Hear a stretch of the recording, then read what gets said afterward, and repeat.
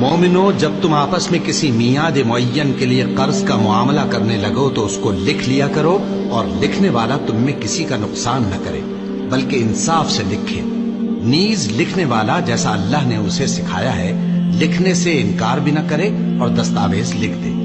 اور جو شخص قرض لے وہی دستاویز کا مضمون بول کر لکھوائے، اور اللہ سے کہ اس کا مالک ہے خوف کرے، اور زر قرض میں سے کچھ کم نہ لکھوائے۔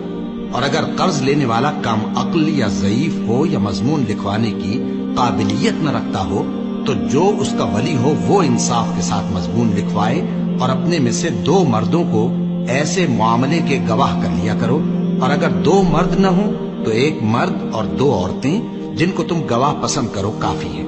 کہ اگر ان میں سے ایک بھول جائے گی تو دوسری اسے یاد دلا دے گی۔ اور جب گواہ گواہی کے لیے طلب کیے جائیں تو انکار نہ کریں، اور قرض تھوڑا ہو یا بہت اس کی دستاویز کے لکھنے لکھانے میں سستی نہ کرنا۔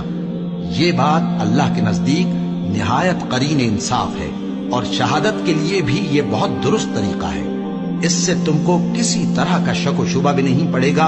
ہاں، اگر سودا دست بدست ہو جو تم آپس میں لیتے دیتے ہو تو اگر ایسے معاملے کے دستاویز نہ لکھو تو تم پر کچھ گناہ نہیں۔